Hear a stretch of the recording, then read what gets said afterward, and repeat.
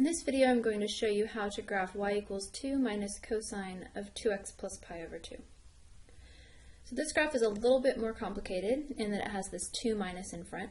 The last one we looked at was something like cosine of 2x plus pi over 2. So we're going to see what to do with this 2 minus part in this video. The first thing I'm going to do is just simplify the equation a little bit, and I'm going to first graph for you y equals cosine of 2x plus pi over 2. Alright, so we'll graph that, and then we'll talk about what the 2 minus part does.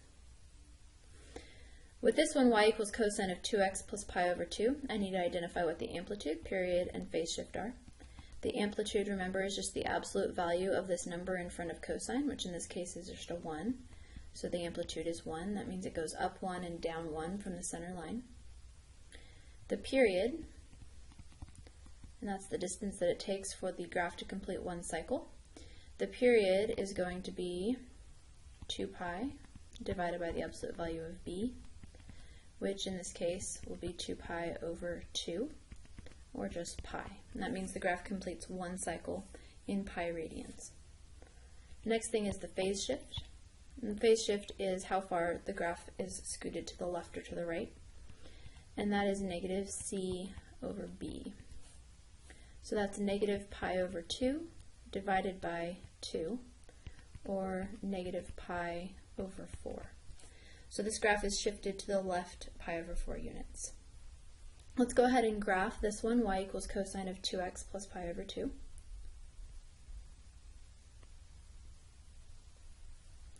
Alright, remember that your starting point is whatever your phase shift is. That tells you what the first point on the cycle will be. So the starting point in this case is negative pi over 4.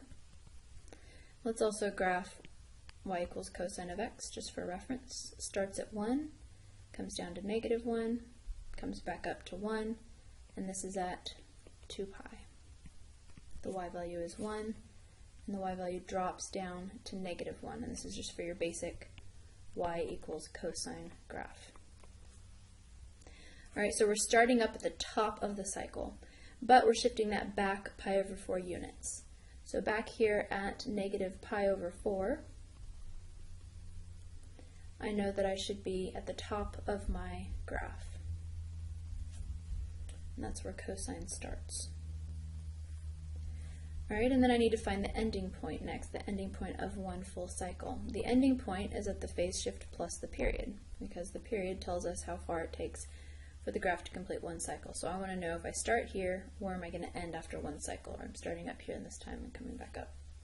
So I'm going to end at negative pi over 4 plus my period, which is plus pi.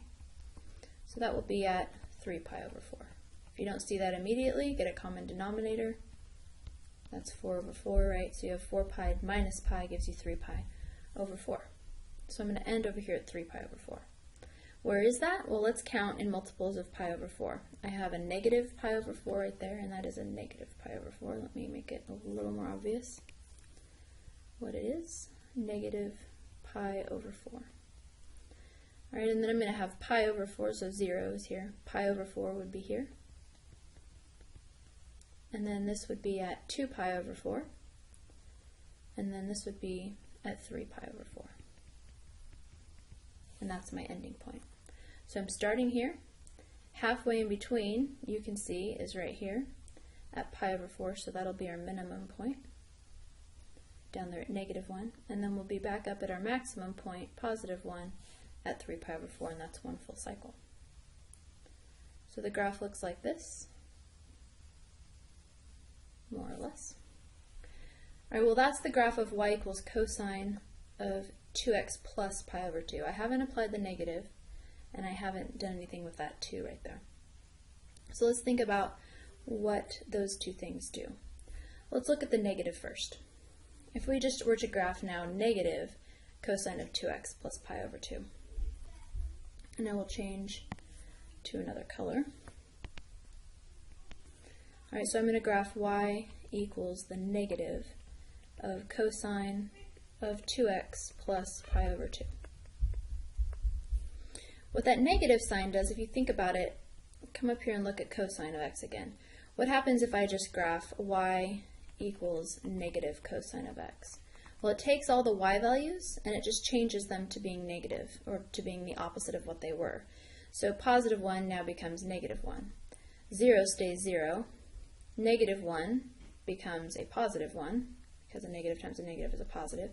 0 stays 0, and positive 1 would now become a negative 1, right? Because all I'm doing is I'm switching the sign on these. Every value, I just take whatever the value was, and I find the negative of it. And that's what the graph of y equals negative cosine of x looks like. It would look like this.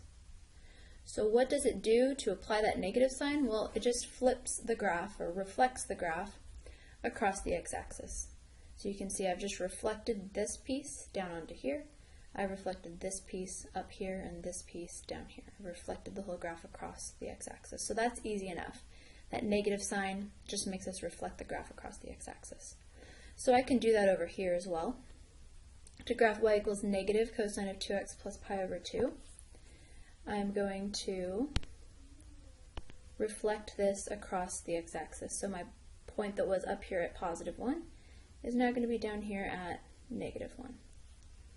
I'm still going to be at 0, right here at 0, and then at pi over 4 we'll be up at positive 1, and at 3 pi over 4 we'll be down at negative 1.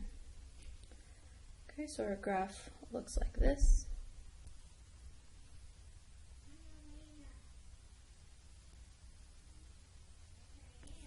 Alright.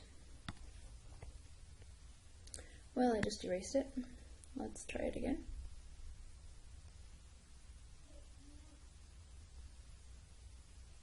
There we go. That's the graph then of y equals negative cosine of 2x plus pi over 2. Are we done? Not quite. Remember we had that 2 on there. Well, that would be the same as y equals negative cosine of 2x plus pi over 2 plus 2. All I did is I took that 2 and I added it over here. Well, remember the general form for the equation of cosine is y equals a cosine of bx plus c, and then we said there could be a plus d, and that plus d is the vertical shift. In other words, that's how much you take the graph and shift it up or shift it down. We leave the whole graph intact. We don't reflect it, we don't shift it to the left or to the right, we don't stretch it, we don't change the amplitude. We just take the whole thing and we pick it up and scoot it 2 units up or 2 units down, or whatever our plus d happens to be. Okay, that's our vertical shift. So for example, in y equals cosine of x, right here, if I had a vertical shift of 2, I would take the whole thing and I would move it up 2 units. And every point would now be 2 units bigger than it was. So the 1 would be up here at 3, and so on. That's how a vertical shift works. So now for this one, y equals negative cosine of 2x plus pi over 2 plus 2, which is what I actually wanted to graph. I need to take this graph and I need to shift the whole thing up 2 units. So take this graph that we drew here, the red one, and shift the whole thing up 2 units. So this value that was at negative 1 is now going to come all the way up to 1. It's going to be right here. This value right here is going to be up at 4, or I'm sorry, up at, this was at 1, so it's going to be up at 3. Let me mark what all these are at. This is 1. I'm shifting all of these up 2 units. Okay, so this point that's at negative 1 comes up to positive 1. 0 is going to be at 2. So here's 2, because it's being shifted up 2 units. This point that was at 1 is now going to be up at 3. And this point is at 0 right here. So it's going to be up at 2. And then this value at negative 1 is going to go up 2 units to here. And so the graph looks like this. All right. So you can see what another way you could have done this is you could just draw a little dashed line right here at 2. And what you've done is you have drawn this graph right here, but just around the line y equals 2. This is the line y equals 2. So you've just centered it around the line y equals 2 instead of around the x-axis. And that's another way to do that. Instead of just adding 2 to each of these key points on the graph, you could just shift your center line up 2 units and then draw it around that. Alright, so that is the graph of y equals negative cosine of 2x plus pi over 2 plus 2. Let's go ahead and put these points on here. Okay, this one up here and this one here, at least the starting and the ending and a middle point. So the starting point is at negative pi over 4. Change the thickness of this pen. So this is at negative pi over 4 for the x value, and then the y value is at 1. This maximum point right here, the y value or the x value is pi over 4. And the y value is at 3. That's 3 right there. And then this ending point would be at 3 pi over 4, comma 1. And that's it.